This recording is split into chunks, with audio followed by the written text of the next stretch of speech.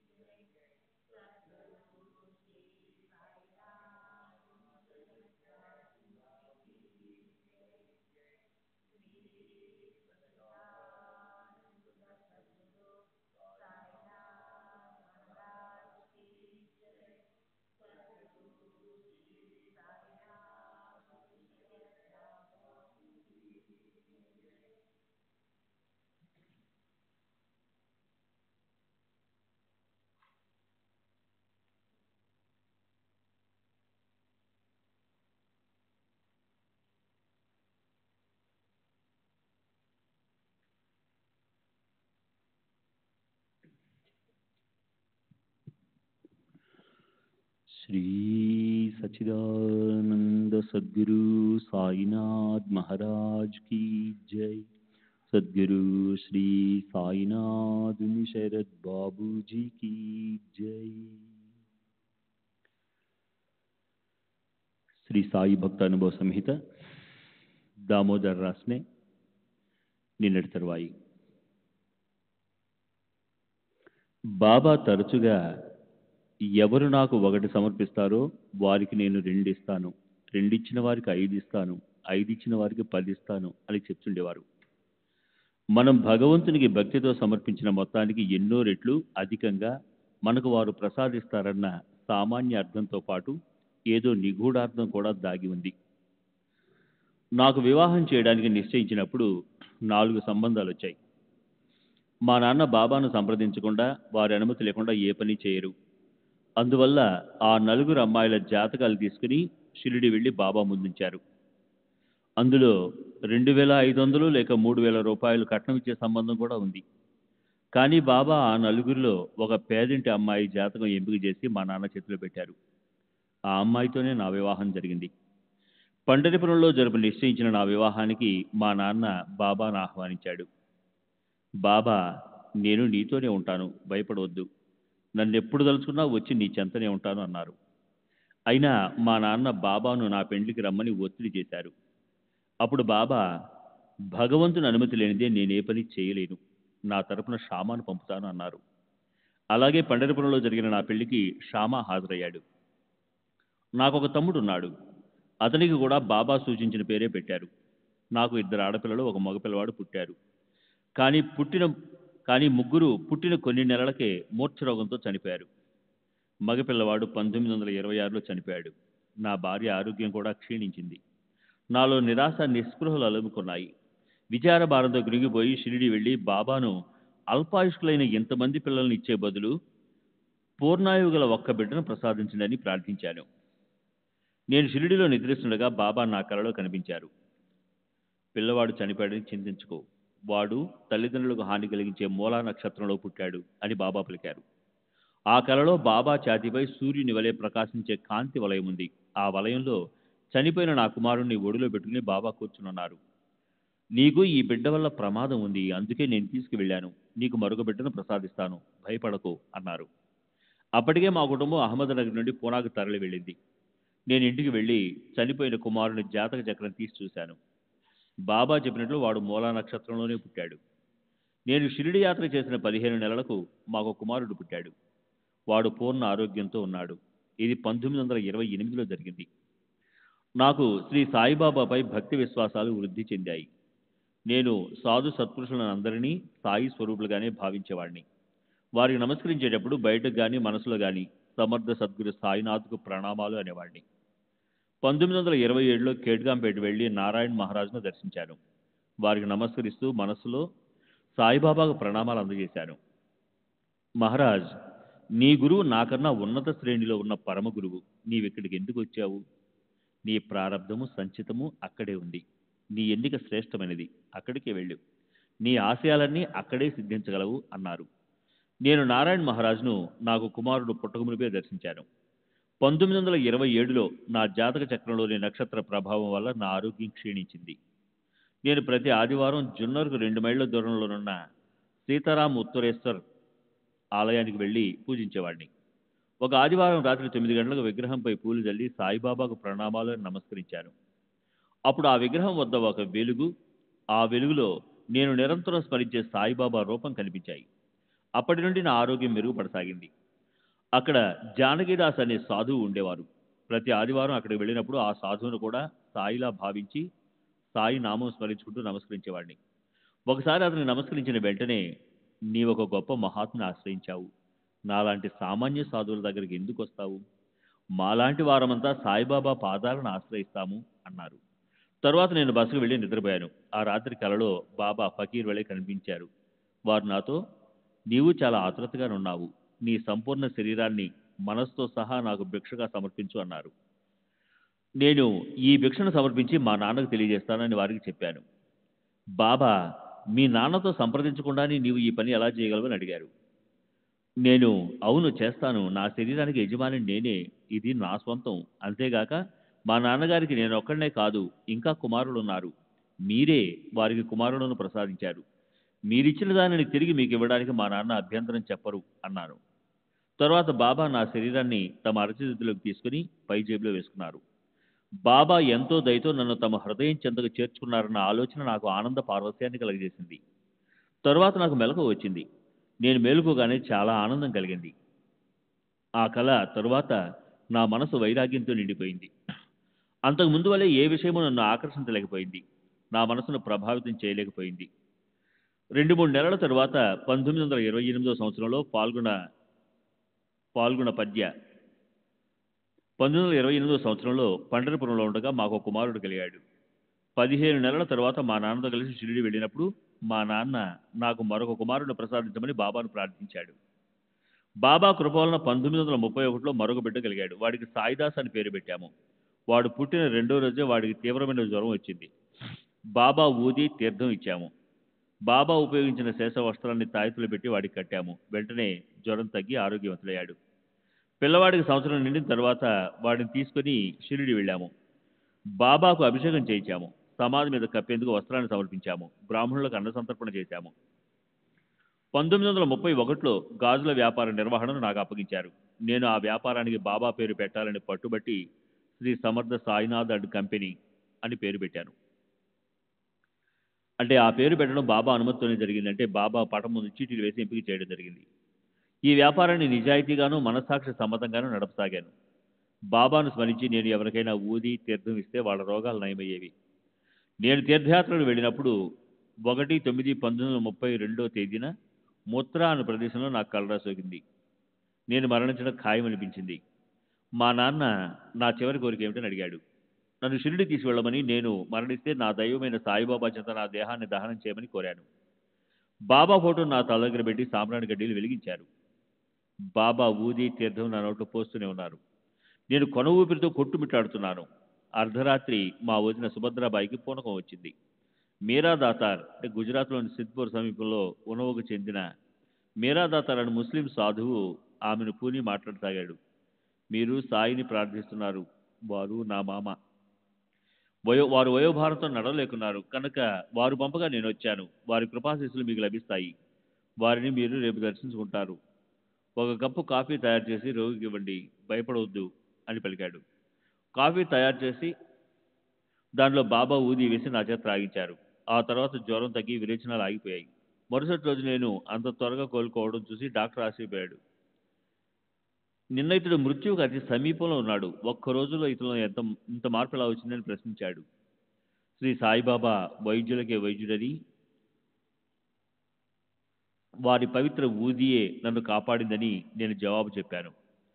Shri Sachchidananda Sadhguru Sainath Maharaj key జై.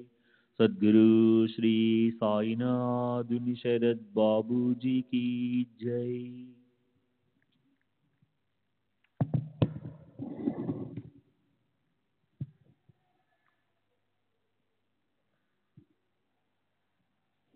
దామోదర్ సావల్రామ్ రాస్నే ఉరఫ్ అన్నా రాస్నే, తండ్రి సావల్రామ్ రాస్నే, కాసార్, అహ్మద్ నగర్, ప్రస్తుత నివాసం పూనా.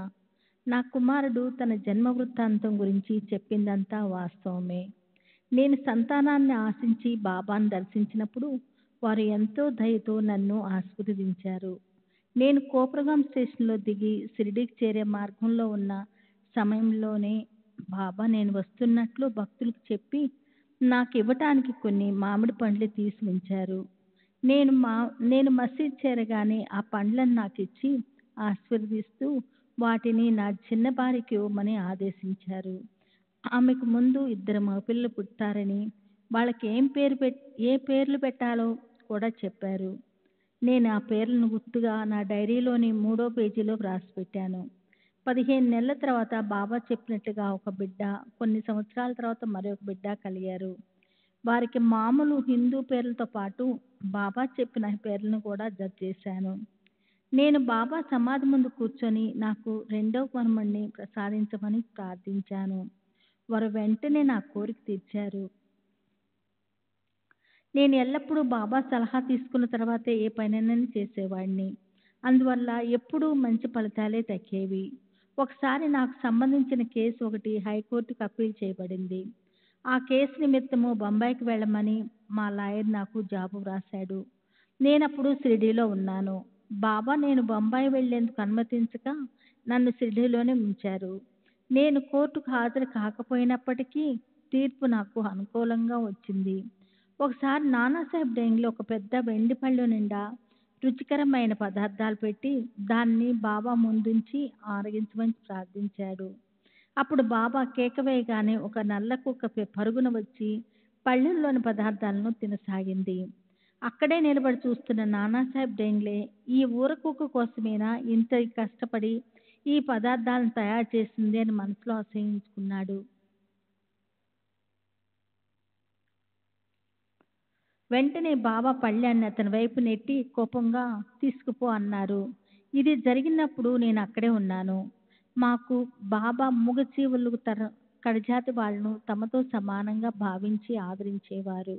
ఒకసారి నేను షిరిడీలో విందు ఒకటి ఏర్పాటు చేసి బాబా స్వయంగా రారని తెలుసు కాబట్టి వారి బదులు బాలాబాటేలను విందుకు పంపమని అభ్యర్థించాను. నేను బాబా వద్దకు వెళ్ళిన తొలి రోజుల్లో నేవాసాకు చెందిన బాలాబాటేలు మసీదులో చిమ్మటం వంటి పనులతో పాటు బాబాకు పలు రకాల సేవలు చేస్తుండేవాడు. అతను కడజాతి వాడు. అతన్ని దుత్ అని అసహించుకుంటూ అవమానించుకుంటే పంపుతామని బాబా చెప్పారు. నేను అలాగేనని వారికి హామీ ఇచ్చి బాలాబాటేలు ఇంటికి తీసుకెళ్ళాను. భోజనం తయారవగానే బాబాకు ప్రత్యేకించి ఒక పళ్ళెం పెట్టి వండిన వంటకాలన్నీ అందులో వడ్డించి బాబా రండి అని ఆహ్వానించాను. వెంటనే ఒక నల్లని కుక్క లోనికి ప్రవేశించి పళ్ళెంలోని పదార్థాలన్నిటినీ తిని వెళ్ళిపోయింది. అది తిన్నంత వరకు నేను గౌరవభావంతో వేచి ఉండి తర్వాత బాలాబాటేలను నాతో పాటు కూర్చోబెట్టుకొని అతిథులందరితో కలిసి భోంచేశాను. నా మనసు ఎప్పుడూ బాబా ధ్యాసలోనే ఉంటుంది. తరచుగా వారి దర్శనం నాకు ఇక్కడే లభించేది. బాబా అప్పుడప్పుడు కఠినంగా తిట్టేవారు, కొట్టేవారు కూడా. అక్కల్కోట్ మహారాజు వంటి మహాత్ముల తిట్లు, దెబ్బలు శుభాలనే కలుగు చేస్తాయని నాకు తెలుసు. అందువల్ల బాబా తిట్లను, దెబ్బలను నేను అవమానకరంగా భావించేవాడిని కాదు. వారితో గల అనుబంధాన్ని నేను ఎప్పుడూ వదులుకోలేదు. బాబా ముస్లింలను నమాజ్ చేసుకోమని, తర్వాత తమ వద్ద ఖురాన్ పఠించమని చెప్పేవారు. అప్పుడప్పుడు మౌల్యులతో మతపరమైన విషయాలను మాట్లాడుతుండేవారు. నేను మొట్టమొదట షిరిడీకి 1895 ప్రాంతంలో వెళ్ళాను. నేను వెళ్ళిన మరుసటి సంవత్సరం నుండి శ్రీరామనవమి ఉత్సవం ప్రారంభమయ్యాయి. 40 సంవత్సరాలుగా ప్రతి సంవత్సరం ఈ ఉత్సవాలకు జరి అంచు జెండా ఒకటి సమర్పిస్తున్నాను. అప్పటికి నానా అంటే దౌలూద్ షా ఇంకా పుట్టలేదు. దాస్కర్ మహారాజ్ కానీ దాబోల్కర్ కానీ నా అనుభవాల గురించి నన్నెప్పుడూ అడగలేదు. నేను వాళ్ళకి ఏ వివరాలు చెప్పలేదు. నాకు 3 భార్యలు ఉన్నారని రాసిన విషయము వాస్తవం కాదు. నాకు 2 భార్యలు మాత్రమే ఉన్నారు. నేను జ్యోతిష శాస్త్రాన్ని సంపాదించాను. నా జాతక చక్రంలోని 5వ స్థానంలో కేతు ఉన్నందువల్ల నాకు సంతానం కలగటం కష్టమని జ్యోతిష్కులు చెప్పారు. కానీ సాయిబాబా విధి విధానాన్ని మార్చి నాకు సంతాన ప్రాప్తిని కలుగు చేశారు. తాము ఇచ్చిన 4 మామిడి పండ్లు నా చిన్న భార్యకి ఇమ్మని, ఆమెకు 8 మంది పిల్లలు పుడతారని బాబా చెప్పారు. వారు చెప్పినట్లుగానే జరిగింది. నా వ్యాపార విషయాల్లో నేను బాబాను సంప్రదించేవాడిని. ఒకసారి బొంబాయి ప్రతి మార్కెట్లో పెట్టుబడి పెట్టమని ఒక దళారి నాకు చెప్పాడు. అతను నా వ్యాపారంలో భాగస్థుడు కాదు. నేనే మొత్తం పెట్టుబడి పెట్టాలి. బాబా వద్దకు వెళ్ళి మసీదులో వారి పాదాలు ఒత్తుతూ నాకు వచ్చే లాభంలో బాబాకు వాటా ఇవ్వాలని తలిచాను.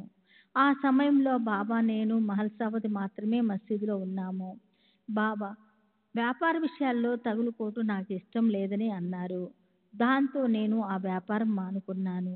మరోసారి నేను షిరిడీ వెళ్ళినప్పుడు ధాన్యం వ్యాపారం చేయవచ్చా అని బాబాను అడిగాను. ధరలు పడిపోతాయని, కొన్న ధర కన్నా తక్కువ ధరకు అమ్మవలసి వస్తుందని బాబా చెప్పారు. నేను ఆ ఆలోచన కూడా మానుకున్నాను. నేను ఈ విషయాన్ని నా స్నేహితుడైన ఒక వ్యాపారికి చెప్పాను. చాలా కాలంగా ధరలు క్రమంగా పెరుగుతూ వస్తున్నాయని, తగ్గటం జరగదని, బాబా సూచన తప్పని అతను చెప్పాడు. ఆ తర్వాత శ్రావణం వచ్చింది. వర్షాలు పడ్డాయి. ధరలు అకస్మాత్తుగా పడిపోయాయి. ధాన్యాన్ని నిల్వ చేసిన వ్యాపారులు అపారంగా నష్టపోయారు. ఈ విషయంలో బాబా నన్ను కాపాడారు. బాబా అనుమతి లేనిదే నేను ఏ లావాదేవీలు జరిపేవాడిని కాదు.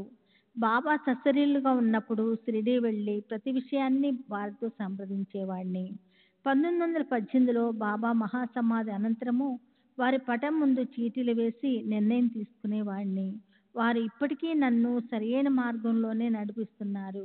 ఒకసారి నేను మసీదులో భక్తులందరితో పాటు బాబా పాదాల చెంత కూర్చుని ఉన్నాను. అప్పుడు నా మదిలో మెదిలిన 2 ప్రశ్నలకు బాబా సమాధానం ఇచ్చారు. 1. బాబా దగ్గరకు అసంఖ్యాకమైన భక్తులు వస్తుంటారు కదా, వచ్చిన వారందరూ వారి నుండి లబ్ధి పొందుతున్నారా? దానికి బాబా, పూత పూసిన మామిడి చెట్టును చూడు.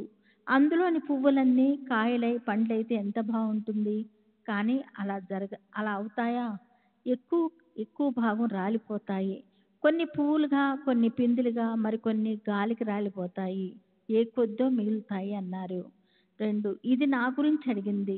బాబా సమాధి చెందిన తర్వాత నాకు దిక్కెవరు అని, నా గతి ఏమవుతుందని చింతించాను. దానికి బాబా, ఎప్పుడైనా ఎక్కడైనా నన్ను తలచిన వెంటనే నేను నీ వెంటే ఉంటాను అని హామీ ఇచ్చారు. బాబా ఇచ్చిన హామీని వారు 1918 ముందు తర్వాత కూడా నెరవేరుస్తున్నారు. వారు నాతోనే ఉండి నాకు మార్గం చూపిస్తున్నారు. 1910-11 ప్రాంతంలో నా సోదరులు నా నుండి వేరైపోయారు. అకస్మాత్తుగా నా సోదరి చనిపోయింది. మా ఇంట్లో దొంగలు పడ్డారు. దానిపై పోలీసు విచారణ జరిగింది. వీటన్నిటి వల్ల నా మనస్సు వికలమైంది. ఇది ప్రస్తావించబడి ఉంది. నా సోదరి చనిపోయినప్పుడు నేను దుఃఖభారంతో కుమిలిపోయి జీవితం పట్ల ఆశను, ఆనందాన్ని కోల్పోయాను. నేను బాబా దగ్గరికి వెళ్ళినప్పుడు వారు హితవాక్యాలతో నన్ను ఓదార్చారు. అప్పా కులకర్ని ఇంటికి పంపి పూరణ పోలీలతో విందు భోజనం చేయించి నాకు చందనం పూయించారు.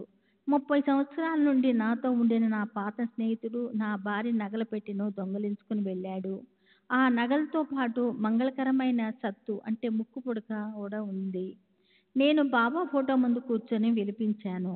మరుసటి రోజు నా స్నేహితుడు మా ఇంటికి వచ్చి క్షమాపణ చెప్పి నగలు పెట్టిన తిరిగి ఇచ్చాడు. శ్రీ సచ్చిదానంద సద్గురు సాయినాథ్ మహారాజ్ కే జై. సద్గురు శ్రీ సాయినాథ్ శరత్ బాబూజీ. డిసెంబర్ 8వ తేదీ 1936, మార్చి 10వ తేదీ 1938. అబ్దుల్ తండ్రి సుల్తాన్, వయసు సుమారు 65 సంవత్సరములు, ముసల్మాన్. ఖాందేశ్లోని నాదెండ్, ప్రస్తుత నివాసం షిరిడి. నేను తపతీ నదీ తీరంలోనున్న నాదెండ్ నుండి 45 సంవత్సరాల క్రితం అంటే 1889లో షిరిడి వచ్చాను. మొదట నేను నాదెండ్కు చెందిన అమీరుద్దీన్ ఫకీర్ ఆశ్రయంలో ఉన్నాను. ఆ ఫకీరుకు సాయిబాబా కలలో కనపడి 2 మామిడి పండ్లను ప్రసాదించి వాటిని నా చేతికి ఇచ్చి నన్ను షిరిడి పంపమని ఆదేశించారు. అమీరుద్దీన్ ఫకీర్ తన కల విషయం చెప్పి మామిడి పండ్లను ఇచ్చి నన్ను షిరిడీలోని శ్రీ సాయిబాబా దగ్గరకు వెళ్ళమన్నారు. నేను ఇక్కడికి నా 20వ సంవత్సరంలో వచ్చాను. అప్పటికి నానాసాహెబ్ చందోర్కర్ కూడా బాబా వద్దకు రాలేదు. బాబా నన్ను చూడగానే నా కాకి వచ్చింది అంటూ ఆహ్వానించారు. బాబా నన్ను తమ సేవకు పూర్తిగా అంకితమవ్వమని ఆదేశించారు. మొదటి నుండి నేను 5 అఖండ దీపాలలో లెండి, మసీదు, చావడి మొదలగు నూనె పోయటం, వెలిగించటం మొదలైన పనులు చేసేవాడిని. బాబా నాకు కానీ మరెవరికీ కానీ భోజనం పెట్టేవారు కాదు. ఏదో విధంగా భిక్ష చేసి భోజనం సంపాదించుకునేవాడిని. నేను ప్రస్తుతపు గుర్రపుశాలలో 5-6 సంవత్సరాలు నివసించాను. నేనప్పుడు బాబా సేవ చేస్తూ వారి చెంతనే గడిపేవాడిని. నేను రోజుకు 3 సార్లు స్నానం చేసేవాడిని. మసీదులో వారి చెంత ఖురాన్ పఠించేవాడిని. ఒక్కొక్కసారి బాబా ఖురాన్ను తెరిచి ఆ పేజీలో ఉన్న భాగాలను చదవమనేవారు. అప్పుడప్పుడు వారు ఖురాన్లోనున్న వాక్యాలను చెప్పేవారు. బాబా నోటి నుండి వెలువడిన ప్రతి మాట పవిత్రమైనది. వారి మాటలను మరాఠీ, మోడీ లిపిలో పుస్తకంలో వ్రాసేవాడిని. బాబా నోటి నుండి వెలువడిన మాటలు నన్నేగాక అందరినీ సరియైన మార్గంలో నడిపిస్తాయని నా నమ్మకం. అందువల్ల వారి ప్రవచనాల పుస్తకాన్ని క్రింది విధంగా ఉపయోగించేవాడిని. ఎవరైనా తమ భవిష్యత్తు తెలుసుకోదలిచినప్పుడు కానీ, క్లిష్ట సమస్యలు ఎదురైనప్పుడు కానీ నా దగ్గరకు వచ్చేవారు. నేను భక్తితో బాబాను తలచుకొని పుస్తకాన్ని తెరిచేవాడిని. శ్రీ సచ్చిదానంద సద్గురు సాయినాథ్ మహారాజ్ కీ జై. సద్గురు శ్రీ సాయినాథ్ శరత్ బాబూజీ కీ జై. తెరిచిన పేజీలో వాళ్ళ భవిష్యత్తుకు లేదా సమస్యలకు సంబంధించి సమాధానం ఉండేది. ఇందుకు 2 ఉదాహరణలు ఇస్తాను. బాబా సమాధి చెందిన తర్వాత సాయి మందిరంలో ఒక బావిని త్రవ్వారు. కానీ ఆ బావిలో త్రాగడానికి ఉపయోగపడని ఉప్పు నీళ్లు పడ్డాయి. వాళ్ళు నా దగ్గరకు వచ్చారు. నేను ప్రవచనాల పుస్తకాన్ని సంప్రదించాను. మరికొంత లోతు త్రవ్వితే మంచినీళ్ళు పడతాయని అందులో ఉంది. నేను వెళ్ళి మరి 2 అడుగులు త్రవ్వాను. మంచినీళ్లు పడ్డాయి. రెండవది బారిస్టర్ గాడ్గిల్కు సంబంధించిన విషయం. అతని కుమారుడు ఇంగ్లాండ్ వెళ్ళి ఉన్నాడు. అతను తిరిగి ఇండియా వస్తాడా లేక అక్కడే స్థిరపడతాడా అని అడిగాడు. నేను అతను తిరిగి వస్తాడని చెప్పాను. అలాగే అతని కుమారుడు తిరిగి వచ్చాడు. నేను ఈ ప్రవచనాల పుస్తకాన్ని ఖురాన్ అంత పవిత్రంగా భావించేవాడిని. నేను ఈ పుస్తకాన్ని పఠిస్తూ జపమాల తిప్పుతూ బాహ్య ప్రపంచం మరచి అందులో పూర్తిగా నిమగ్నమైపోయేవాడిని. నేను ఒక స్త్రీ ముఖం చూసి ఆమెకు వివాహం అవుతుందా, సంతానం కలుగుతుందా లేదా అనే విషయం చెప్పగలిగేవాడిని. నేను అలా చాలాసార్లు చెప్పాను. నేను చెప్పినవన్నీ నిజాలయ్యాయి. ఇదంతా బాబా కృప వల్లనే సంభవం అయ్యింది. నా దగ్గరకు వచ్చే వాళ్ళని నేను ఆశీర్వదించేవాడిని. పైన చెప్పినట్లు నేను ఈ పుస్తకాలను పారాయణ గ్రంథంగానే కాక భవిష్య దర్శినిగా కూడా ఉపయోగించేవాడిని. లెండీలో స్తూపంలా కట్టబడిన దానిపై నందదీపము లేక అఖండ దీపం ఉండేది. సాధారణంగా బాబా ఆ స్తూపం వెనుక కూర్చునేవారు. అక్కడ నుండి వారికి ఆ దీపం కనిపించేది కాదు. బాబా ఆ దీపం వైపు దృష్టి సారించినట్లు కూడా నేను చూసి ఎరుగను. నేను బాబాకు లెండి ఇతర చోట్ల సేవ చేసేవాడిని. లెండిలో కుండల నిండా నీరు తెచ్చి పెట్టేవాడిని. బాబా 2 కుండల దగ్గర కూర్చొని నీటిని అన్ని దిక్కులకు చల్లేవారు. బాబా అలా ఎందుకు చేసేవారో, నీరు చల్లేటప్పుడు వారేదైనా మంత్రం ఉచ్చరించేవారో లేదా నేను చెప్పలేను. ఆ సమయంలో నేను తప్ప మరెవరూ అక్కడ ఉండేవారు కాదు. బాబా చెంత నేను తప్ప ఇతర మహమ్మదీయులెవరూ ఖురాన్ గాని ఇతర పవిత్ర గ్రంథాలు గాని పారాయణ చేసినట్లు నేను ఎరుగను. అప్పుడప్పుడు బాబా పవిత్రమైన పదాలు ఉచ్చరిస్తూ ఉండేవారు. వీటన్నిటిని బాబా అనుమతితో పుస్తకంలో రాసేవాడిని. ఈ పుస్తకాలన్నీ మీరు గాని ఇతర భక్తులు గాని చదవవచ్చును. దీనిలో లిపి దేవనాగరికలో కానీ మోడీలో కానీ ఉంటుంది. తర్వాత అబ్దుల్ ఈ పుస్తకాన్ని బివి నరసింహస్వామి చేతికి ఇచ్చాడు. వారు పుస్తకాన్ని తెరిచి చూశారు. అది మరాఠీలో వ్రాయబడి ఉంది. అందులో బాబా నోటి నుండి వెలువడిన మాటలు ఉన్నాయి.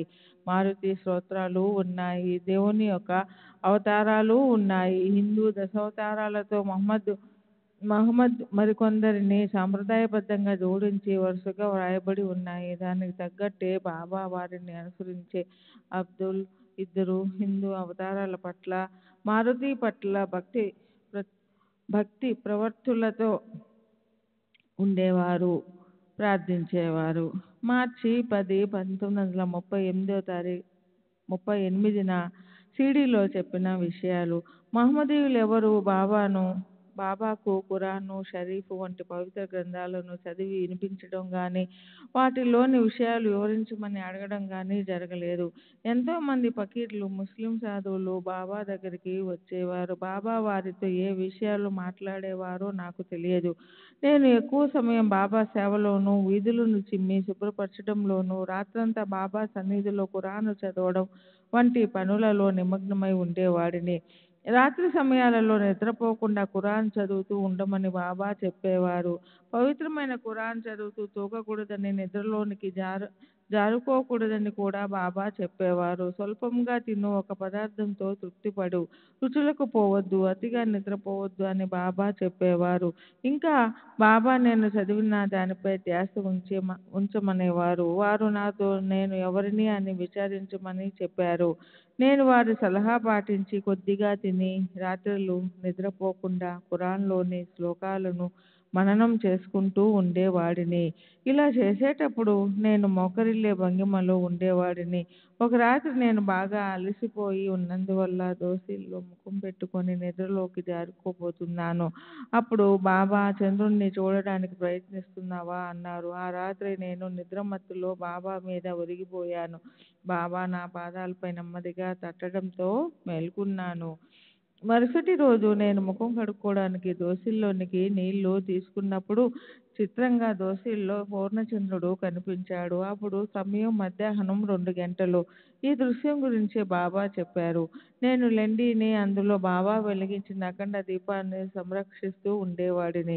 ఆ రోజులలో ఆ దీపం నేలలో 2 అడుగుల లోతుకు త్రవ్వబడిన గుంటలో ఉండేది. దీపం ఆరిపోకుండా దానిపై పందిరి ఉండేది. పందిరిపై రేకుల చుట్టూ 20 తెరలు కట్టబడి ఒక గుడారంలా కనిపించేది. నేను ఆ గుడారంలో ఉంటూ దీపాన్ని సంరక్షిస్తూ ఉండేవాడిని. తర్వాత ఆ స్థలానికి కొంచెం దూరంలో ఇటుకలు, సున్నంతో దిమ్మె ఒకదానిని నిర్మించారు. ఆ దిమ్మె మీద చుట్టూ మూసి ఉన్న అరలోనికి దీపాన్ని మార్చారు. బాబా లెండికి వచ్చి దీపానికి దగ్గరగా కూర్చునేవారు. నేను 2 బకెట్లతో నీరు తెచ్చి వారి దగ్గర పెట్టేవాడిని. వారు ఆ నీటిని దీపం చుట్టూ చల్లేవారు. తర్వాత అన్ని దిక్కుల వైపు కొన్ని గజాలు నడిచి వెళ్ళి అక్కడ నిలబడి ఆ దిక్కు వైపు తదేకంగా చూస్తూ ఉండేవారు. నేను సాయికి చేసే సేవ అందరికీ చేసినట్లుగా భావించేవాడిని. షిరిడీ పొలిమేరలలో ఉన్న కాలువలో బాబా బట్టలు ఉతికి తెచ్చేవాడిని. మసీదు, చావడి వాటి పరిసరాలు శుభ్రంగా చిమ్మేవాడిని. దీపాలు తుడిచి నూనె పోసి పెట్టేవాడిని. బావి నుండి నీరు తోడి తెచ్చేవాడిని. బాబా తిరిగే వీధులన్నీ చిమ్మడమే కాక మలాన్ని కూడా ఎత్తి పారేసేవాడిని.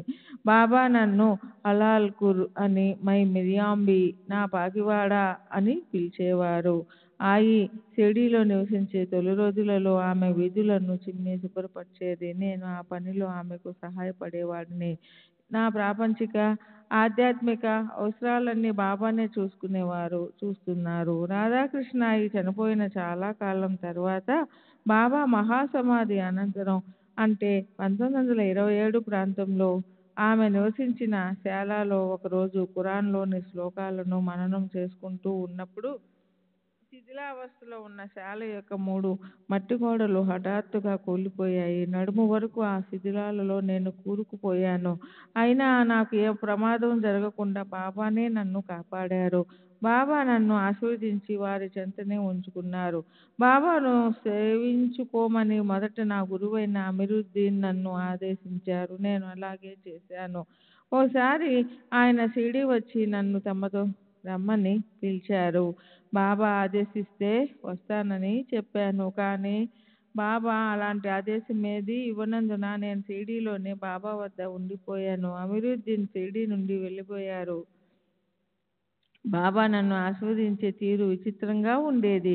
ఒక్కొక్కసారి వారి ఆశీర్వాదం తిట్లు, దెబ్బల రూపాలలో ఉండేది. చాలాసార్లు నన్ను జోగును కొట్టేవారు. నాతో 1 తేరేకు దరియాకు పార్ ఉతార్ దియా, 2 తేరా మట్టి సోనా బనా దియా, 3 క్యా బడి మాడి బాందియా అనేవారు. బాబా ఉదయాన్నే చావడిలో కూర్చొని పై విధంగా నన్ను ఆశీర్వదించి మసీదుకు బయలుదేరేవారు. వారు తరచుగా అవతారాల గురించి చెప్తూ ఉండేవారు. వారు చెప్పినవన్నీ ఈ పుస్తకంలో వ్రాయడం జరిగింది. అబ్దుల్ ఒక పాత పుస్తకాన్ని తీసి చూపించాడు. అందులో కొన్ని భాగాలు దేవనాగరికలో, కొన్ని మోడీలో, మరికొన్ని ఉర్దూలో ఉన్నాయి. ఇవి ఎవరు రాశారో చెప్పేందుకు అతను ఇష్టపడలేదు. తోటి భక్తుల అభిప్రాయం ప్రకారం ఇవన్నీ వ్రాయడానికి కావలసిన పరిజ్ఞానం అబ్దుల్కు లేదని తెలిసింది. కానీ ఈ రచయిత బివి నరసింహస్వామి ప్రార్థన మేరకు పుస్తకంలో వ్రాసి ఉన్న ప్రవచనాలను అబ్దుల్ చదివి వినిపించాడు. బాబా అవతారాల గురించి చెప్పినది క్రింది విధంగా వ్రాయబడి ఉంది. బాబా మొదట చెప్పింది ఓంకార్, ఓంకార్ సే భవాకార్, భవాకార్ సే ఆద్, ఆద్ సే అలేక్, అలేక్ సే నిరంజన్, निरंजन से निराकार, निराकार से नील, नील से अनिल, अनिल से शून्य। केशव, अम्रु, उत्तर, पूर्व, फिर रक्ष, फिर मत्स्य अवतार, मनायत, अस्मित, जमिद्र, भगीरथ, भगीरथ, उत्सायत, देखायत, बलिंतर, तीर, मक्र, त्रयंबका, कशावतार, उचायत, देखायत, प्रजायत, उग्रसेन, कदीन, ढाल बारक्षर, वराहावतार, कली, पत, गोत्रम, विष्णु, हरितक, बब्रसेर, नरसिम्हावतार, सेजवार, रेवक, बंदोबस्त, भैलचंद, कासिप, वामन अवतार, शान, जान, म्यान, नूर, तेज, कमल, कदरम, अद्भुत, दस्तक, कबूभई, हरिपर्वा, अनद, जय, अवि, अतस्थ धर्म, मानदता, विश्रान, जमदग्नि, परशुराम अवतार, राजाजी जाति, कवादिक, राजा दशरथ, राज चंद्रजी अवतार, अंकुश, आज्ञा पुरुष, हीरपाल, बजाल, पितृ, इदुरथ, सुरसेन, वासुदेव, श्री कृष्णाजी अवतार, प्रतिमदन, अनुरुदास,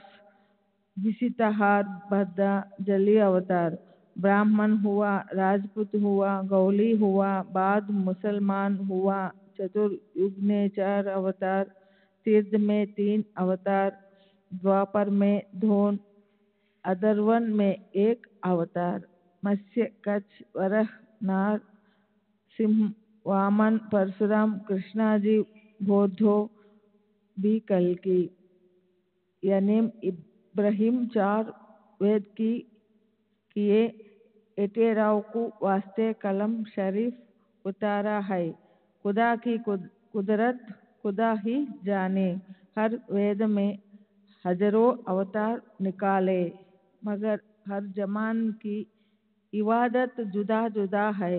यूं है हिंदुस्तान गाड़ी पर, अट बादशाही करेगा, ये खबर 18 పురాణ్ మే హై. ఇంకా చాలా ఉన్నప్పటికీ అబ్దుల్ చాలా నెమ్మదిగా చదవడంతో అదంతా చదవడానికి సమయం లేకపోయింది. సెప్టెంబర్ 11వ తేదీ 1936 దానా అబ్దుల్ రహీం శంసుద్దీన్ రంగారి, పెయింటర్, వయసు 65 సంవత్సరాలు, ముసల్మాను, మహాగిరి, దానా. 1913లో దానాలోనే కాకుండా సిడీలో కూడా ప్లేగు వ్యాపించి ఉంది. అప్పుడు నా భార్య ఏదో తెలియని జబ్బుతో నెల రోజుల నుండి బాధపడుతూ ఉంది. ఆమె గొంతు దవడలు వాచి ఏమీ తినలేని పరిస్థితి ఏర్పడింది. ఎన్నో మందులు వాడాం, కానీ ఫలితం లేకుండా పోయింది. మా పొరుగున నివసించే స్థానిక ప్లీడరు అయిన ఆర్జీ గుప్తే అతడు నా భార్యను షిరిడీలో ఉన్న సాయిబాబా వద్దకు తీసుకువెళ్ళమని, అలా చేస్తే ఆమె జబ్బు నయమవుతుందని సలహా ఇచ్చాడు. అతని సలహా పాటించి షిరిడీ బయలుదేరాం. ప్రయాణం మొదలైనప్పుడు ఆమె ఏమీ తినలేని పరిస్థితిలో ఉంది, కానీ మార్గమధ్యంలో ఇగత్పూరిలో ఆమె టీ త్రాగగలిగింది, నాసికలో కొంచెం ఆహారం తీసుకోగలిగింది. ఇది ఒక శుభ సూచకం. ఆమె త్వరగా కోలుకోసాగింది. మేము షిరిడీ చేరాము. నేను మసీదులోనికి వెళ్ళి బాబాకు నమస్కరించాను. వారు హిందుస్థానీలో మాట్లాడారు. బాబా, ఎక్కడి నుండి వస్తున్నావు? నేను థానా నుండి. బాబా, దేనికోసము? నేను, నా భార్య గొంతు వాపుతో బాధపడుతుంది. బాబా, ఆమెను మసీదులోనికి రమ్మని చెప్పు. ఆమెను లోనికి తీసుకువెళ్ళాను. ఆమె బాబాకు నమస్కరించగా బాబా ఆమె శిరస్సుపై తమ హస్తాన్నుంచి భగవంతుడు మంచి చేస్తాడు, ఖుదా అచ్చా కరేగా అని ఆశీర్వదించారు. బాబా అడగకుండానే నేను వారికి రూపాయి 4 అణాలు దక్షిణ సమర్పించాను. వారు స్వీకరించి ఊదీని ప్రసాదించారు. తర్వాత మేము 2 గంటలు అక్కడే గడిపాము. నా భార్య గొంతు దవడవాపు త్వరగా తగ్గిపోసాగాయి కనుక ఇంకా అక్కడ నుండి బయలుదేరవచ్చునని అనిపించింది. కానీ బాబా నన్ను అక్కడే ఉండమన్నారు. నా భార్య 2 ఏళ్ల కొడుకుతో కొత్త ప్రదేశంలో ఉండడం ఇష్టం లేక బాబా అనుమతి తీసుకోకుండానే ఇంటికి బయలుదేరాము. మేము వచ్చిన టాంగా గ్రామంలో ఉంది. మేము దానిలోనే తిరిగి కోపర్గాంకు బయలుదేరాము. సగం దూరం వెళ్ళేంత వరకే మాకు ఏ ఇబ్బంది కలగలేదు. కానీ కొద్దిసేపటి తర్వాత టాంగా ఇరుసు విరిగిపోయింది. అప్పుడు రాత్రి 10 గంటలయింది. వేరే వాహన వసతి లేక నిర్మానుష్యమైన దారిలో చిక్కుకొని పోయాము. ఆ రాత్రి వేళ మేము అన్ని మైళ్ళ దూరం వెనుకకు నడవలేము, ముందుకు వెళ్ళలేము. మరోపక్క దారిదోపిడీ దొంగల భయం, తలదాచుకునేందుకు చోటు లేక చలిలో వణుకుతూ 2 గంటలు గడిపాము. అటువంటి ఇబ్బందికర పరిస్థితి ఎవరికీ రాకూడదు. బాబా మాటలు పెడచెవిన పెట్టినందుకు చింతించాము. అర్ధరాత్రి దాటిన తర్వాత ఏదో బండి వస్తున్న చప్పుడు వినిపించింది. బండివాడు థానావాలా అని అరుచుకుంటూ వస్తున్నాడు. నేను అతనిని ఆపి నేనే థానావాలా అని చెప్పాను. ఈ అర్ధరాత్రి సమయంలో మా దుస్థితి ఎలా తెలిసింది? ఇక్కడికి ఎలా వచ్చావు అని ఆ టాంగా వాళ్ళను అడిగాను. నన్ను బాబా పంపించారని అతను చెప్పాడు. ఎందుకోసం అని నేను అడిగాను. మిమ్మల్ని తీసుకువెళ్ళడానికి అని చెప్పాడు. తర్వాత మేము ఆ టాంగా ఎక్కి షిరిడీ చేరాము. మేము మసీదు చేరేసరికి రాత్రి 1 లేక 2 గంటలై ఉంటుంది. బాబా మమ్మల్ని చూస్తూనే, నా అనుమతి లేకుండా మీరు వెళ్ళారు, అందుకే ఇలా అయింది అన్నారు. మీ అనుమతి తీసుకోకుండా వెళ్ళేందుకు క్షమించండి అన్నాను. అప్పుడు బాబా మమ్మల్ని ఆ రాత్రి మసీదు వద్దే ఉండమని చెప్పారు. తర్వాత వారు లోనికి వెళ్ళి తమ సహజ రీతిలో ధ్యాన నిమగ్నులయ్యారు. మరుసటి ఉదయం బాబా భిక్షకు వెళ్ళి రొట్టెలు, కూర తీసుకువచ్చారు. వారు కొంత తీసుకున్న తర్వాత మిగిలినది మాకు ఇచ్చి తినమన్నారు. మేము తిన్నాము. బాబా ఇచ్చిన రొట్టెను నా భార్య తినగలిగింది. మేము షిరిడీలో ఆ రోజు గడిపిన 2 గంటల సమయంలో వారితో మాట్లాడినది చాలా తక్కువ. నేను బాబా చేతులకు, నుదుటికి చందనం పూసి ఉండడం గమనించాను. ముస్లింలు ఇలా చందనం పూసుకోరు కదా, మీరు ఎందుకు అంగీకరించారు అని బాబాను అడిగాను. బాబా జైసా దేశ్ తైసా వేస్, ఏ దేశంలో ఉంటే ఆ దేశకాల పరిస్థితులకు అనుగుణంగా నడుచుకోవాలి అన్నారు. వాళ్ళు తమ దైవాలను పూజించడానికి బదులు నన్ను వాళ్ళ దేవునిగా భావించి పూజిస్తున్నారు. దానికి నేనెందుకు అభ్యంతరం చెప్పి వారిని నొప్పించాలి? నేను కూడా భగవంతుని భక్తుడినే అని కూడా అన్నారు. తర్వాత మా సంభాషణ ఇలా జరిగింది. బాబా, నీవు నిన్న వచ్చి ఉంటే బాగుండేది. నేను ఎందుకు? బాబా, నిన్న భజన జరిగింది. రాత్రంతా నేను ఏడ్చాను. వాళ్ళు నన్ను తిట్టారు. వాళ్ళు మిమ్మల్ని ఎందుకు తిట్టారు? బాబా, నేను తిట్టారు అని చెప్తే అందరూ అర్థం చేసుకోలేరు, కానీ నీవు అర్థం చేసుకోగలవు.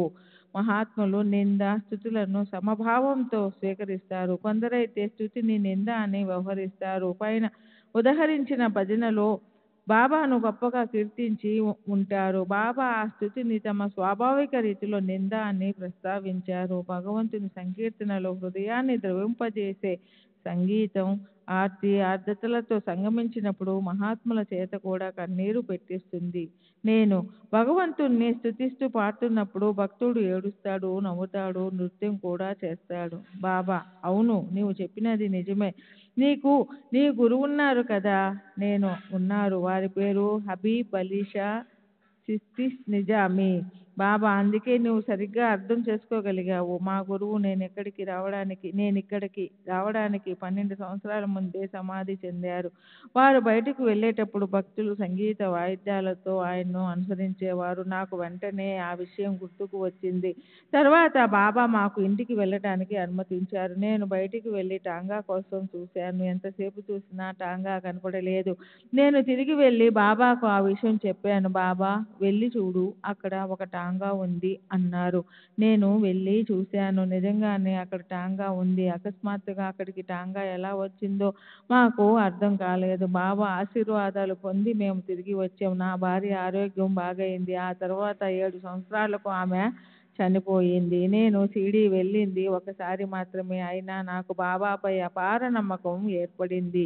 ప్రతి రాత్రి నిద్రించే ముందు వారిని, ఇతర సాధువులను స్మరించుకుంటాను. నేను బాబాను ఆర్తిగా తలుచుకున్నప్పుడు వారు నాకు దర్శనమిస్తారు. శ్రీ సచ్చిదానంద సద్గురు సాయినాథ్ మహారాజ్ की जय। सद्गुरु श्री साईनाथ निसरत बाबूजी की जय। సెప్టెంబర్ 26వ తేదీ 1936 బాంద్రా. రజబ్ అలీ మొహమ్మద్, కాంట్రాక్టరు, వయసు 49 సంవత్సరాలు, కోజా, టర్నర్ రోడ్డు, బాంద్రా. బాబా సమాధి చెందడానికి దాదాపు 8 సంవత్సరాల ముందు వారిని గురించి ఇక్కడి వాళ్ళు గొప్పగా చెప్పడంతో నేను బాబాను దర్శించాను. నేనప్పుడు నా వ్యాపార నిమిత్తం నాసిక్ వెళ్ళాను. నేను అక్కడికి వెళ్ళినప్పటికీ సరుకు, చెట్ల బెరడు అందివ్వడంలో జాప్యం జరిగింది. నాసిక్లో వ్యర్థంగా కాలం గడపడం ఇష్టం లేక షిరిడీ వెళ్ళి సాయిబాబాను దర్శించాను. నేను సాయిబాబాను అద్భుత శక్తులు కలిగిన గొప్ప మహాత్మునిగా భావించేవాడిని. ఆత్మజ్ఞానం కలవారికి మాత్రమే ఆ అద్భుత శక్తులు సాధ్యమవుతాయి. వారికి ఒక టెంకాయ, కలకండ సమర్పించాను. వారు నన్ను దక్షిణ అడగలేదు, నేను ఇవ్వలేదు. తరువాత నేను ఈ రోజు కానీ లేదా రేపు ఉదయం కానీ బయలుదేరడానికి అనుమతించమని వారిని కోరాను. సాయిబాబా, అతను నీకు సరుకు ఇవ్వడానికి ఇంకా సిద్ధంగా లేడు అన్నారు. సరుకు ఇవ్వనప్పుడు నాసిక్లో నేను చేసేది ఏమీ లేదు. అందువల్ల సాయిబాబా సన్నిధిలోనే 2-3 రోజులు గడపడానికి నిశ్చయించుకుని అక్కడే ఉండిపోయాను. నేను ప్రత్యేకించి వారిని ఏ కోరికతోనూ దర్శించలేదు. వారిపై నాకున్న నమ్మకాన్ని దృఢపరిచేటట్లు చేయమని మాత్రం వారిని ప్రార్థించాను. వారిపై సంపూర్ణ విశ్వాసంతో చనిపోతే నాకు సద్గతి లభిస్తుంది అన్న ఉద్దేశంతో మనసులోనే దాని కొరకు వారిని ప్రార్థించాను. బాబా నా తలపై వారి హస్తాన్ని ఉంచి ఆశీర్వదించారు. వారి ఆశీర్వాదం ఫలించి నా నమ్మకం క్రమేణా వృద్ధి చెందింది. బాబా ఊదిపై కూడా నాకు అపారమైన నమ్మకం ఉంది. ఈ ఊదిని ఛాతికి, కళ్ళకు, నుదుటికి పూసుకుని బాబాను ధ్యానించేవాడిని. నా కష్టాలన్నీ శమిసిపోయేవి. ఇంకా వివిధ సందర్భాలలో ఊదిని ఉపయోగించి సత్ఫలితాలు పొందేవాడిని. 5 సంవత్సరాల క్రితం నా గేదె ఒకటి ఈనలేక చాలా అవస్థపడింది. దాని బాధ చూడలేక పశువుల డాక్టర్ను పిలిపించాను. నేను మున్సిపాలిటీలో శానిటరీ కమిటీకి చైర్మన్ అయినందువలన అతను వచ్చి గేదెకు చికిత్స చేశాడు, కానీ ప్రయోజనం లేకపోయింది. నేను బాబాను ధ్యానించి దాని తలపై ఊది రాశాను. 10 నిమిషాల తరువాత అది సునాయాసంగా ఈనింది. అలా ఎన్నో సందర్భాలలో ఊది సత్ఫలితాలను ఇచ్చింది. శ్రీ సాయిబాబా ఇప్పటికీ గొప్ప శక్తులు గల సిద్ధ పురుషుడని చెప్పడానికి నాకు ఎలాంటి సందేహమూ లేదు.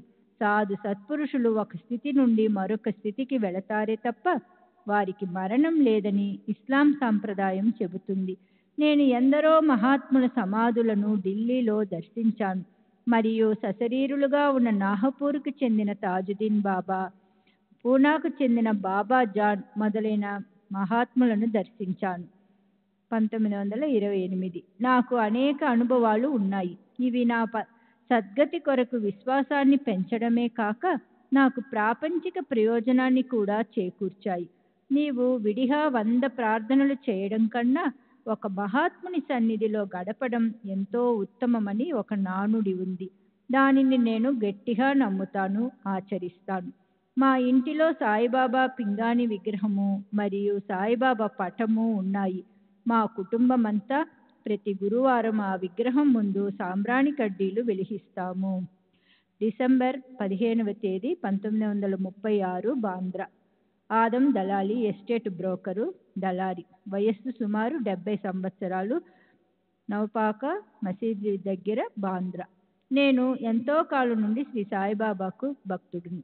వారితో నాకున్న అనుభవాలు శ్రీ సాయిలీలా మాసిక్ పత్రికలో ప్రచురింపబడ్డాయి. చాలా కాలం నుండి నేను బాబా వద్దకు వెళుతున్నాను. వారు దయామయులు, గొప్ప దాతృత్వము గలవారు. వారు నాకు ఎన్నో సందర్భాలలో సహాయపడ్డారు. ముఖ్యమైనవి కొన్ని వివరిస్తాను. నా కుమారుని వివాహం జరపదలచి బాబా అనుమతి కోసం వారిని ఎన్నోసార్లు ప్రార్థించాను. అడిగిన ప్రతిసారి బాబా వాయిదా వేస్తూ వచ్చారు. నేను ఎన్నో ఉత్తరాలు కూడా రాశాను. ప్రతిసారి వారి దగ్గర నుండి వచ్చే సమాధానం అల్లా మాలిక్ హై అని మాత్రమే. ఇలా 3 సంవత్సరాలు గడిచిన తరువాత వారు నా కుమారుని వివాహానికి అంగీకరించడమే కాక తేదీని కూడా నిర్ణయించి వివాహం జరిపించమని నన్ను ఆదేశించారు. నేను సంతోషించాను. కానీ పేదవాడిని అయినందువల్ల నా దగ్గర డబ్బు లేదు. పెండ్లి కుమార్తె తరపున ఖర్చులు కూడా నేనే భరిస్తానని ఒప్పుకున్నాను. నేను బాబా సహాయాన్ని అర్థించాను. నాకు బాబా ఎలా సహాయపడ్డారో వివరిస్తాను. వివాహానికి 10 రోజుల ముందు నాకు అనుకోని విధంగా ఒక పని దొరికి వెంటనే డబ్బు సమకూరింది. నాకు కొంత ఊరట కలిగింది. ఆ విధంగా వివిధ పనుల ద్వారా అందిన డబ్బుతో నా కుమారుని వివాహాన్ని బాబా నిర్ణయించిన తేదీకే జరిపించగలిగాను. 1913-14లో. బాబా మహాసమాధికి కొంతకాలం ముందు నా వ్యాపారానికి సంబంధించిన విషయంలో వారు సహాయం చేశారు. ఒక వ్యక్తి తన భవంతిని తాకట్టు పెట్టి మార్వాడి దగ్గర డబ్బు తీసుకున్న వ్యవహారంలో నేను దళారిగా ఉన్నాను. ఆ భవంతి తాలూకు పట్టా కాగితాలు కలెక్టరు మంజూరు చేసినట్లుగా ఉన్నాయి. కానీ తరువాత అవి నిజమైనవి కావని, నకిలీవని తేలాయి. నాకు ఆ వ్యక్తి గురించి కానీ ఆ పత్రాల గురించి కానీ ఏమీ తెలియదు. కానీ నకిలీ పత్రాలు ఉపయోగించినందుకు నా మీద మరియు ఆ వ్యక్తి మీద పోలీసులు ఛార్జీ షీటు దాఖలు చేశారు. నేను బాబా దగ్గరికి వెళ్ళి వారి సహాయం కొరకు ప్రార్థించాను. బాబా, భయపడకు, అంతా సవ్యంగా జరుగుతుంది అన్నారు. నేను టెండూల్కర్ ఇంటికి వెళ్ళి ఆయన శ్రీమతితో బాబాను నా కొరకు ప్రార్థించమని వేడుకుని ఆమెను నీవు విడుదలవుతావు అని అనమన్నాను. ఆమె అలాగే అన్నది. ఆ రోజే కేసు నుండి నన్ను విడుదల చేశారు. ఆ కుదవపెట్టిన వ్యక్తిని కోర్టులో ప్రవేశపెట్టి నన్ను ప్రభుత్వ న్యాయవాది తరపు సాక్షిగా విచారించారు. ప్రాపంచిక విషయాలలో నాకెన్నో అనుభవాలు కలిగాయి, కానీ నాకు అవి ఇప్పుడు గుర్తు లేవు. నేను ఖురాను చదవలేదు. బాబాను ఆధ్యాత్మిక విషయాల గురించి అడగనూ లేదు.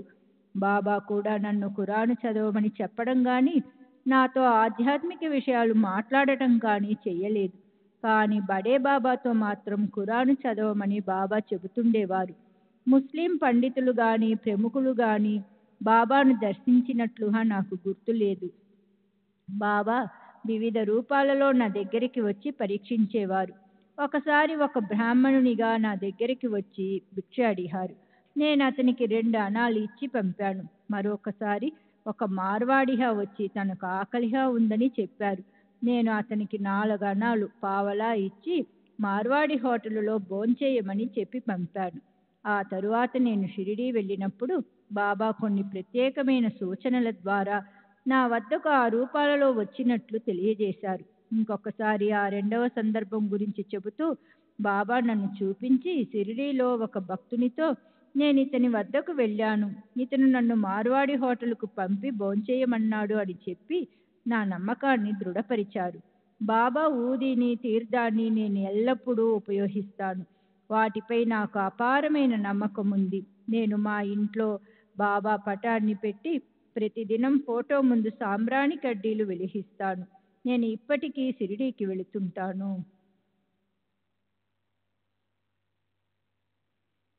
డిసెంబర్ 8వ తేదీ 1936 షిరిడి.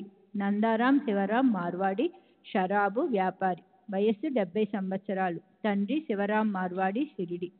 షిరిడీలో రెండవసారి ప్లేగు వ్యాపించినప్పుడు 1911 గ్రామస్తులందరూ షిరిడీ విడిచి వెళ్ళడం ప్రారంభించారు.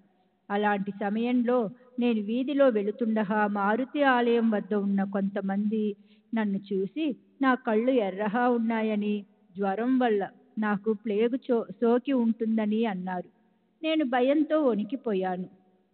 గ్రామస్తుల సలహాపై మారుతి దేవాలయానికి గుర్రంపై వెళ్ళి నూనె దీపం వెలిగించి టెంకాయ కొట్టి నన్ను కాపాడమని మారుతిని వేడుకున్నాను. షిరిడీ విడిచి రహతా సమీపంలోని ఎక్రూబా అను గ్రామానికి వెళ్ళడం మంచిదనిపించి బాబా వద్దకు వెళ్ళి వారు అనుమతి కోరాను. నేను అక్కడికి వెళ్ళని అవసరం లేదని, నేను మరణించే ప్రసక్తే లేదని బాబా అభయం ఇచ్చారు. ఇంకా నేను చనిపోయేంత వరకు నిన్ను చావనివ్వను అని హామీ ఇచ్చి ఊది ప్రసాదించారు. నేను షిరిడీలోనే ఉండిపోయాను. నా జ్వరం తగ్గిపోయింది. శ్రీ సచ్చిదానంద సద్గురు సాయినాథ్ మహారాజ్ కీ జై. సద్గురు శ్రీ సాయినాథ్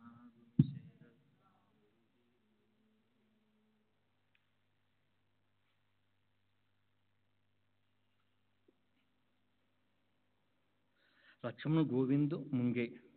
అక్టోబర్ 15వ తేదీ 1936 నాసిక్. లక్ష్మణ గోవింద్ ముంగే అర్జిల లేఖకుడు. వయసు 72 సంవత్సరములు. Number 43 main road, Nashik. నేను బాబా దగ్గరకు 46 సంవత్సరాల క్రితం వెళ్ళాను. మా బంధువులైన వామనరావు రంగనాథ్ విజాపూర్కర్, అతని సోదరుడు సకారాం షిరిడీలో ఉండేవారు. వాళ్ళు ఇప్పుడు లేరు. నేనప్పుడు చిదంబర కేశవ్ గాడ్గిల్ అను సీనియర్ మామలతాదారు వద్ద గుమ్మస్తాగా పనిచేస్తూ ఉండేవాడిని. ఒకసారి చిదంబర్ కేశవ్ గాడ్గిల్, నానాసాహెబ్ నిమోన్కర్లు బాబాను దర్శించడానికి షిరిడీ వెళ్తుండగా వారితో నేను వెళ్ళాను. ఆ మునుపటి రాత్రి గదిలో మేము ముగ్గురము మాత్రమే ఉండగా పడుకోబోయే ముందు గాడ్గిల్ బాబాకు సమర్పించడానికి కొన్ని ఖర్జూరపు పండ్లు, సాంబ్రాణి కడ్డీ ప్యాకెట్ ₹1 ప్రత్యేకించి విడిగా పెట్టుకున్నాడు. మరుసటి ఉదయము మేము ముగ్గురము బాబాను దర్శించాము. ముస్లిం ఫకీరైన బాబాను హిందువులు పూజించడం చూసి నేను ఆశ్చర్యపోయాను. అప్పుడు బాబా గాడ్గిల్ను, నా ఖర్జూరపు పండ్లు, సాంబ్రాణి కడ్డీ ప్యాకెట్ ₹1 నాకు ఇవ్వు అన్నారు. ఈ మాటలు విని నేను అయ్యాను. వారు సర్వజ్ఞులని అర్థమయ్యింది. గాడ్గిల్ ఆ మూడింటిని బాబాకు సమర్పించాడు. బాబా స్వీకరించారు. నానాసాహెబ్ నిమోన్కర్ తనంతట తానే బాబాకు ₹10 నోటు ఇవ్వబోయాడు. నేను ఫకీరును, ఈ డబ్బును తీసుకోను అంటూ బాబా తిరస్కరించారు. తర్వాత గాడ్గిల్ నుండి స్వీకరించిన వాటిని క్రింది విధంగా ఉపయోగించారు.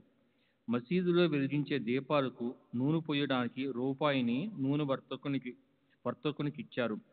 సాంబ్రాణి కడ్డీలు వెలిగించి పెట్టారు. ఖర్జూరపు పండ్లను అక్కడున్న భక్తులకు పంచారు. ఇది చూసిన తర్వాత బాబా ఒక మహనీయులని, వారిని పూజించటం సరియైనదని అనిపించింది. నా 26వ ఏట 1890లో నేను బాబాను దర్శించాను. వారప్పుడు రహతాలోని మారుతి దేవాలయంలో ఉన్నారు. నా వివాహము నిశ్చయమైంది. కానీ పెళ్లి కూతురును అలంకరించడానికి నా దగ్గర నగలు లేవు. రహతాలో ఉన్న మా మేనత్త భర్త నుండి సహాయం పొందడానికి వెళ్ళాను. బాబాను దేవాలయంలో చూసి వారి వద్దకు వెళ్ళగా, బిడ్డ రా, నిన్ నిన్న నీ గురించి ఆలోచిస్తున్నాను అంటూ ఆహ్వానించారు. బాబా తమ కాళ్ళు వత్తమన్నారు. నేను అలాగే చేశాను. వారు నాకు ఒక మామిడి పండు ఇచ్చి తినమన్నారు. నేను తిన్నాను. అది ఎంతో మధురంగా ఉంది. తరువాత బాబా నన్ను ఇలా ప్రశ్నించసాగారు. బాబా, నువ్వు దేనికోసం వచ్చావు? నేను, నా వివాహం నిశ్చయమైంది. నా వద్ద నగలు లేవు. వాటిని అరువు తీసుకోవడానికి వచ్చాను. బాబా, ఎవరికి ఎవరు ఇచ్చేదెవరు, పుచ్చుకునేదెవరు? అవసరానికి ఎవరు సహాయం చెయ్యరు. నీకు అవసరమైతే 1000 రూపాయలు కానీ 2000 రూపాయలు కానీ వాటికి సరిపడా నగలు నా దగ్గర నుండి తీసుకో. గోనుగుడ్డలు ధరించి చేతిలో ఒక రేకు డబ్బా పట్టుకొని ఉన్న ఈ ఫకీరు నాకు ఇవన్నీ ఎలా ఇవ్వగలడని తలచాను. నేనక్కడి నుండి మా మేనత్త ఇంటికి వెళ్ళాను. మా మామతో నా అవసరాన్ని గురించి చెప్పాను. మా మామ తన దగ్గర నగలేమీ లేవని చెప్పాడు. ప్రస్తుతానికి వివాహం వాయిదా వేసుకోక తప్పదన్న బాధతో వెనుదిరిగాను. అదే సమయంలో నా స్నేహితుడు కలిశాడు. అతడికి విషయమంతా చెప్పాను. అతని మధ్యవర్తిత్వంతో సిన్నేరుకు చెందిన ఒక గుజరాతీ షావుకారు కాలి అందెలు ముక్కు పుడక అరువుగా ఇచ్చాడు. తరువాత 30 తులాల బంగారంతో నాకు అవసరమైన నగలు ఒక్క రోజులో తయారు చేయించి అప్పుగా వడ్డీ చెల్లించేటట్లు ఇచ్చాడు. అనుకున్న ముహూర్తానికి నా వివాహము జరిగింది. ఈ విధంగా నా స్నేహితుడు మరియు గుజరాతీ షావుకారుల ద్వారా నాకు సహాయం అందేలా చేసి బాబా తాము ఇచ్చిన మాటను నిలబెట్టుకున్నారు. ఈ సంఘటన జరిగిన తర్వాత నేను ప్రతి సంవత్సరం షిరిడీ వెళ్ళి బాబాను దర్శించుకునేవాడిని. నాకు మొదట్లో కొంతమంది బిడ్డలు కలిగారు, కానీ వాళ్ళు అల్పాయుష్కులు. ఇలా కొంతకాలం గడిచిన తర్వాత 1912లో నేను బాబాను దర్శించి నా దురదృష్టానికి దుఃఖిస్తూ నాకు దీర్ఘాయువు గల ఒక కుమారుని ప్రసాదించమని ప్రార్థించాను. వారు, నువ్వు ఎందుకు ఒక్క పిల్లవాడిని కోరుకుంటావు? నీకు నేను 2 కుమారులను ప్రసాదిస్తాను అన్నారు. బాబా ఆశీర్వదించినట్లుగానే నాకు ఇప్పుడు 2 కుమారులు ఉన్నారు. ఒకరికి 13 సంవత్సరములు, మరొకరికి 10 సంవత్సరములు. 2 కుమార్తెలు కూడా ఉన్నారు. ఒకరికి 27 సంవత్సరములు, మరొకరికి 18 సంవత్సరములు. నేను ఇంట్లో బాబా ఫోటోను నిత్యం పూజిస్తాను. వారు నా కోరికలన్నీ తీర్చారు. ఈ క్రింది సంఘటనే దానికి నిదర్శనం. ఒక వ్యక్తి, అతని కుమార్తె మా ఇంట్లో అతిథులుగా కొద్ది రోజులు ఉన్నారు. ఆ అమ్మాయికి తీవ్రంగా జబ్బు చేసి స్పృహ కోల్పోయింది. ఆమె బ్రతుకుతుందనే ఆశ ఎవరికీ లేదు. ఆ రాత్రి అమ్మ తల దగ్గర నేను బాబా ఫోటోను ఉంచి బాబా ఊదిన అమ్మాయికి పెట్టాను. ఉదయానికి ఆ అమ్మాయికి స్పృహ వచ్చింది. ఆ అమ్మాయి తల్లి బాబాకు 10 రూపాయలు దక్షిణ సమర్పిస్తానని మొక్కుకొని వాటిని సమర్పించింది. శ్రీ సచిదానంద సద్గురు సాయినాథ్ మహారాజ్ కీ జై. సద్గురు శ్రీ సాయినాథుని శరద్ బాబూజీ కీ జై.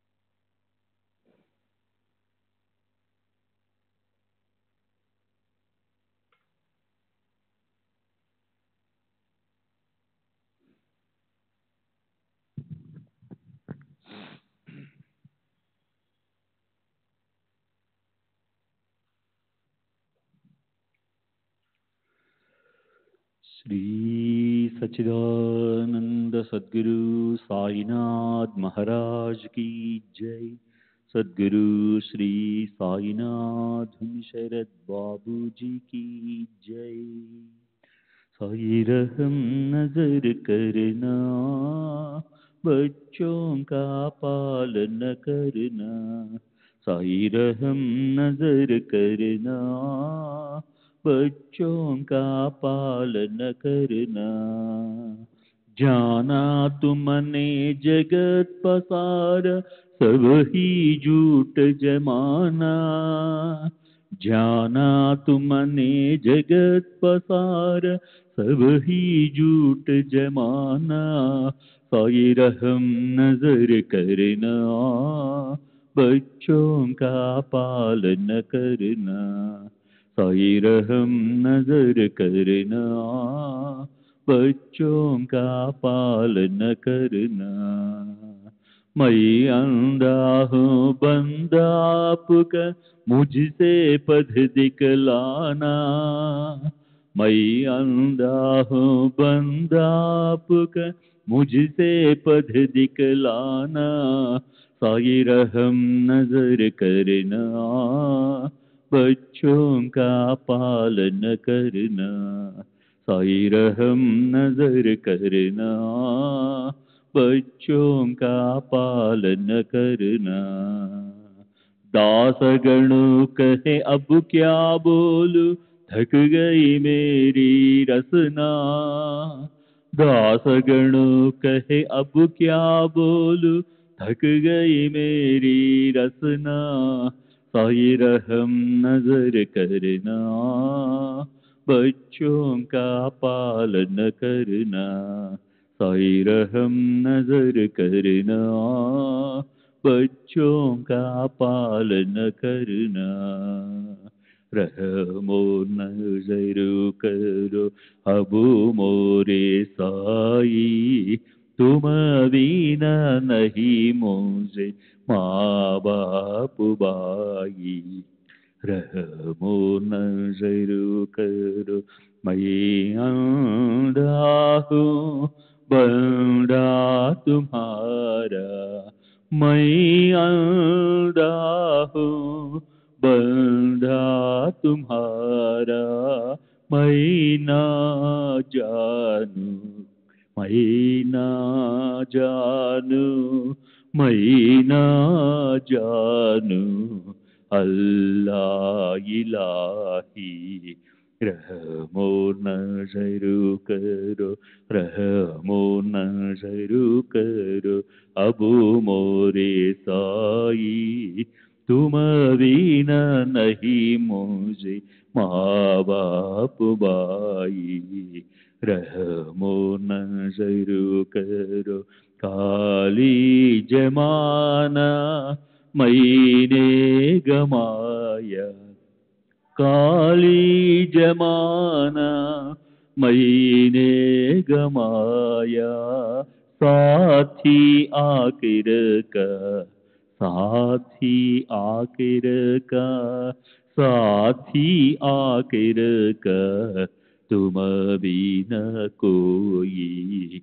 रहमो नजर करो, रहमो नजर करो अब मोरे साई, तुम बिना नहीं मुझे माँ बाप भाई। रहमो नजर करो अपने मस्जिद का झाड़ू गड़ो है। अपने मस्जिद का झाड़ू गड़ो है। मालिक हमारे, मालिक हमारे, मालिक हमारे तुम बाबा साई।